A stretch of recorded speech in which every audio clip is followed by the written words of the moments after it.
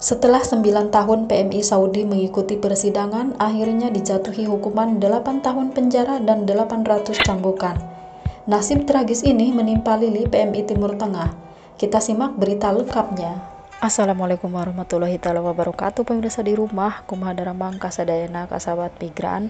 Jumpa lagi dengan channelnya Pelangi Hidup yang akan mengupas habis tentang berita-berita pekerja migran Indonesia ataupun kehidupan sosial lainnya. Semoga bermanfaat buat kita semuanya.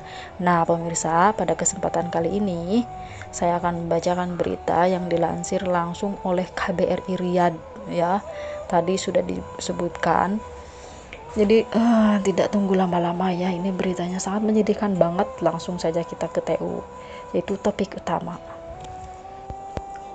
TKI Lili Sumarni yang lolos vonis mati di Saudi pada 2018 akhirnya pulang ke Indonesia. Perjuangan Lili Sumarni selama hampir 9 tahun agar bebas dari hukuman mati di Arab Saudi berakhir manis. TKI asal Situbondo, Jawa Timur ini bisa pulang ke kampung halamannya pada hari Kamis 19 November lalu, hari kemarin ya pemirsa. Pada tanggal 18 November 2020, tim perlindungan warga KBRI Riyadh telah berhasil memulangkan WNI PMI terbebas dari hukuman mati atas nama Lili Sumarni binti Suhartono. Lili telah dipulangkan menuju Jakarta, Indonesia dengan pesawat SP-816 bertolak dari Riyadh, Arab Saudi pada 18 November 2020 pukul 22.15 waktu setempat dan tiba di Jakarta pada 19 November 2020 pukul 19.15 waktu Indonesia Barat, tulis KBRI Riyadh dalam keterangannya pada hari Sabtu. KBRI Riyadh menyatakan Lili terjerat kasus hukum di Saudi sekitar awal 2012 ya pemirsa. Lili dituding melakukan sihir kepada keluarga majikan. Pada 12 Januari 2012, KBRI Riyadh mendapatkan informasi seorang WNI terancam hukuman mati karena tuduhan melakukan sihir kepada keluarga majikannya.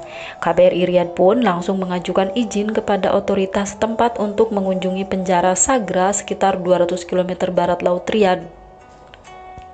Dan kemudian pada 17 Januari 2012, KBRI Riyadh berhasil mengunjungi penjara Sagra dan bertemu Lili. Saat itu KBRI Riyadh memberikan semangat dan menjamin pendampingan hukum untuk Lili yang kini berusia 37 tahun. Saya sangat berterima kasih kepada KBRI Riyadh yang dengan cepat datang dan memberikan dukungan kepada saya, ucap Lili ketika itu. Pada 12 Juni 2012, Pengadilan Sagra mulai menyidangkan perkara Lili dan membacakan nota dakwaan dengan ancaman hukuman mati. Pada 18 September 2014, Hakim Pengadilan Sagra menjatuhkan hukuman mati kepada Lili. Melalui pengacara, Lili yang didampingi KBRI langsung mengajukan banding. Pengadilan banding menerima pembelaan Lili dan membatalkan putusan hukuman mati tersebut. Pengadilan banding lalu meminta Pengadilan Sagra untuk menyidangkan ulang kasus tersebut. Pada pengadilan ulang, hakim tetap pada putusannya yaitu menjatuhkan hukuman mati kepada Lili. Setelah adanya putusan tersebut, Majelis A'la lil Qudot, Dewan Tinggi Para Hakim, menetapkan kesusunan baru hakim yang mengadili kasus Lili. Pengadilan tersebut berjalan hingga beberapa kali sidang ya pemirsa. Dalam setiap sidang, KBRI Riyadh selalu datang memberikan pendampingan dan pembelaan.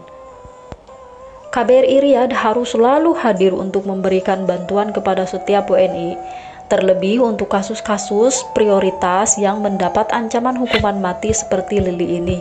Ini semangat jargon KBRI Riyadh, kami datang untuk WNI dan NKRI, ujar Dubes RI untuk Arab Saudi Agus Maftuh Abi Gebril saat menjenguk Lili di penjara Sagra. Pada sidang 6 Desember 2018, hakim membacakan putusan menolak hukuman mati. Namun Lili tetap diputus bersalah dengan hukuman 8 tahun penjara dan 800 cambukan. Saya tidak pernah melakukan sihir, namun sepertinya ini memang jalan terbaik untuk saya, ucap Lili saat itu.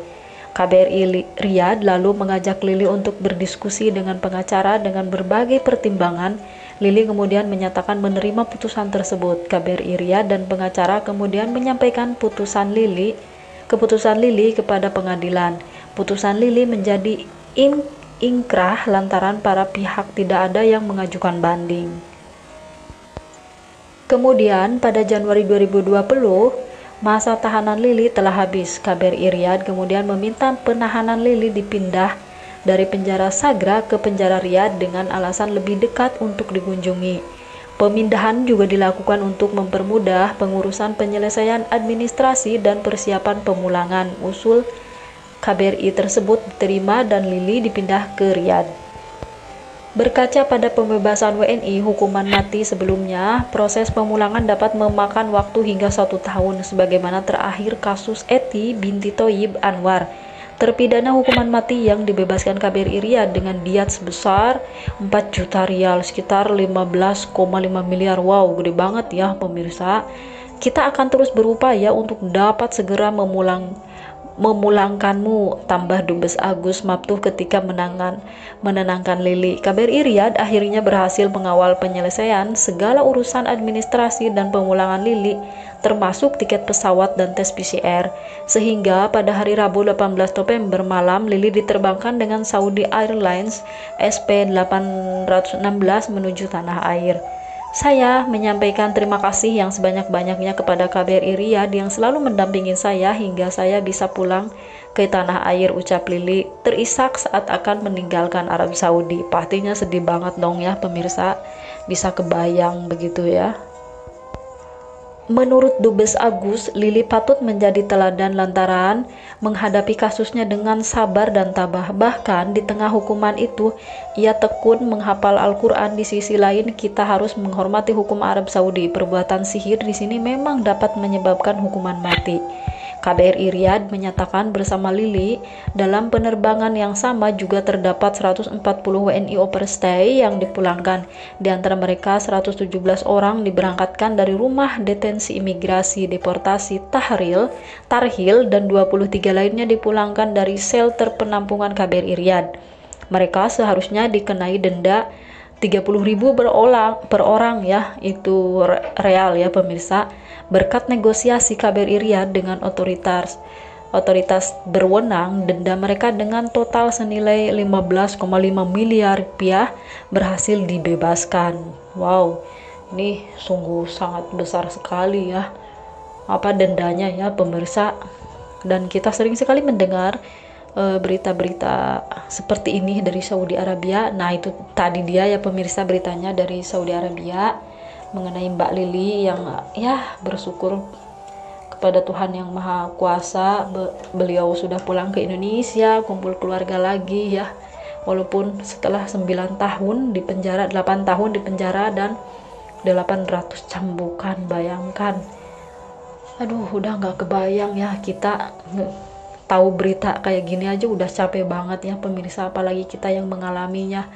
Waduh, apalagi di Saudi Arabia itu hukumnya itu tidak tanggung-tanggung ya. Bayangkan, aduh udah ngeri banget ya. Jadi yang mau bekerja ke Saudi Arabia harus siap mental ya pemirsa, jangan gegabah, jangan tergiur oleh calo-calo atau uang pit, jangan. Pokoknya harus diambil hikmahnya dari semua tentang kasus-kasus yang menimpa PMI di luar negeri. Itu harus diambil hikmahnya. Sebelum pergi ke luar negeri dipikir matang-matang dulu, seperti itu. Mudah-mudahan tidak ada lagi yang kejadian seperti ini ya, begitu. Jadi pemirsa, bahwa di sana itu juga di Saudi itu kalau hukumannya mau terbebas dari hukuman, bahwa negara Indonesia, pemerintahan Indonesia, KBRI juga harus menebus uang dengan begitu besar sekali ya, sampai miliaran, 15 miliar. Di samping itu, bahwa orang Indonesia yang ada di Saudi Arabia itu per 2018 lalu itu mencapai 1 juta orang pemirsa. Wow, banyak banget. Dan bisa kebayang nggak itu pendapatan devisanya juga banyak ya.